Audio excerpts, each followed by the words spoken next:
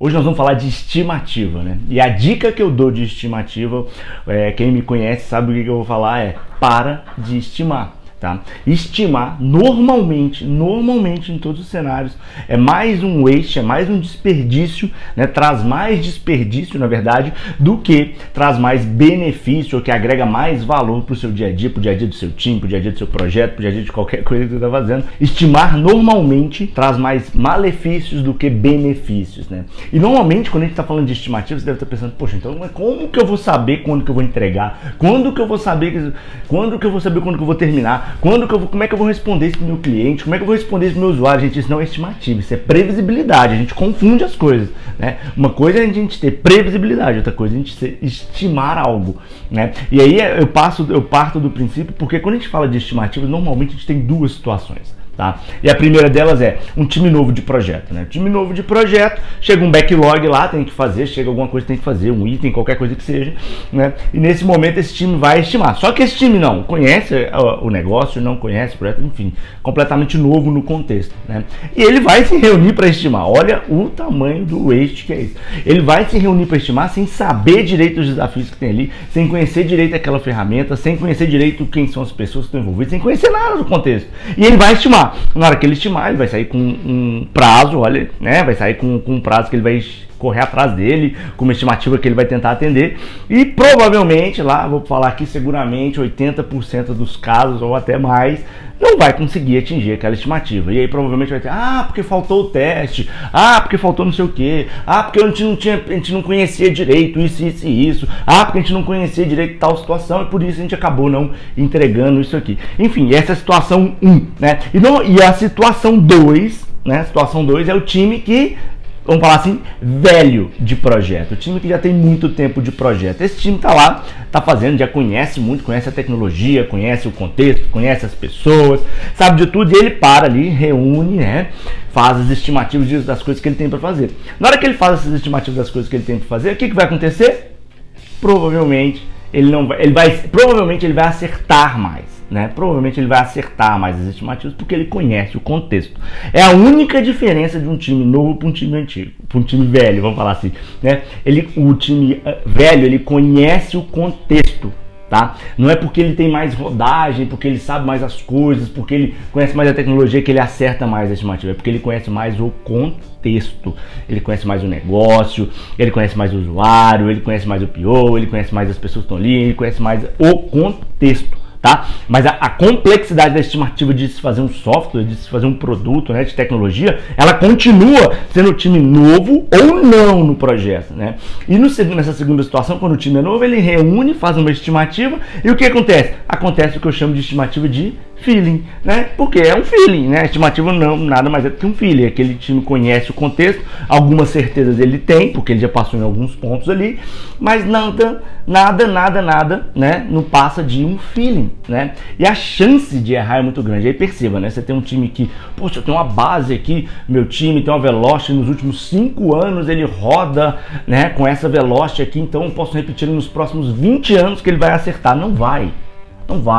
Tá? Não é a base histórica também dos últimos 50 anos do seu time que vai fazer isso acontecer, que vai fazer seu time acertar a estimativa. Não é isso, tá? Na verdade, o que vai fazer seu time acertar a estimativa é nada, não existe. Estimativa é uma estimativa, né? Tem uma frase que todo mundo costuma usar, que toda estimativa é burra, e ela é verdade, né? Por quê? Porque a estimativa ela foi feita para falhar mesmo, ela é uma estimativa, ela não tem nada de certeza, ela não traz nada.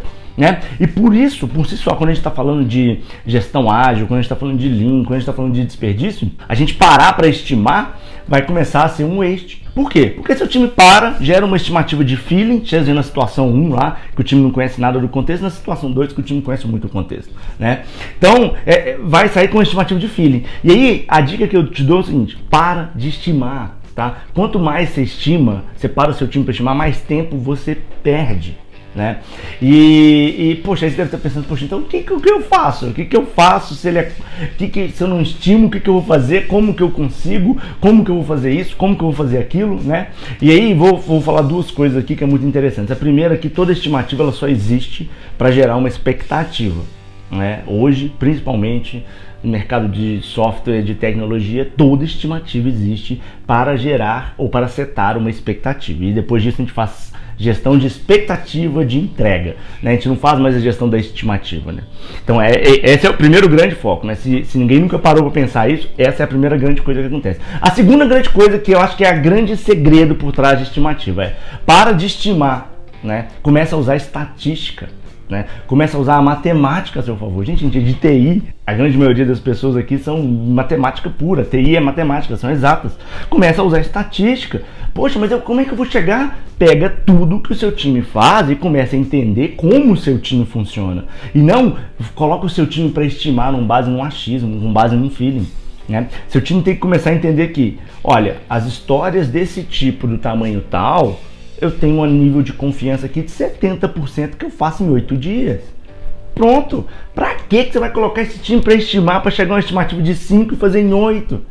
Né? Outra coisa, né? Não use só a média para fazer essa estatística, não é só a média, tem várias outras coisas que você pode usar. Tem Monte Carlo, tem o próprio Lead Time, tem várias outras ferramentas que você vai conseguir nortear muito mais o seu dia a dia, a sua previsibilidade, né? E também a sua estimativa, porque na verdade você vai pegar a sua estimativa, em vez de ser com base no feeling do time, né?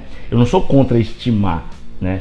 Eu sou contra parar o time para estimar alguma coisa. Agora, você pode pegar um item de backlog e pegar toda a sua base estatística e falar assim: olha, essa característica de item de backlog aqui eu gasto 8 dias. Nesse outro item de backlog aqui eu gasto 5 dias. E eu gasto 3 dias. Com nível de confiança de 50%, com nível de confiança de 80%. E aí você começa a sair do feeling e entrar no campo da matemática, das exatas, né? Se você em vez de estimar, você começa a medir tudo que seu time realiza. Se seu time começa a medir tudo que ele realiza, você vai conseguir entender muito bem como seu time funciona. E a partir do momento que o seu time e você entender como seu time funciona, o seu nível de confiança naqueles números que são gerados são altíssimos, né? E você vai conseguir dar estimativas. Vai conseguir ter uma previsibilidade, que é isso que todo mundo quer com estimativa, muito alta, né? E muito boa, porque você vai conseguir, poxa, eu faço isso em 8 dias, né? Um exemplo, com um nível de confiança de 70%, que eu vou acertar 70% das histórias desse tipo, eu fiz em 8 dias. Né? E aí o seu cliente pode virar e falar, o seu PO pode virar e falar: não, mas eu preciso em 5. Cara, olha, com 5 dias o meu nível de confiança é 45%, ou seja, eu tenho a chance de acertar? Tenho, mas é muito menor do que de 70%. Qual o nível de expectativa que você quer acertar? Né? E aí você passa para um outro patamar de discussão. Você não fica mais discutindo se é 5 ou se é 8, né? Você discute o nível de confiança que você vai acertar em 5, o nível de confiança que você vai ter em 8 dias. E acabou. A matemática ela vem para facilitar nesse caso. Então a dica que eu tenho hoje é: pare de fazer o seu time estimar. Isso é desperdício de tempo do seu time.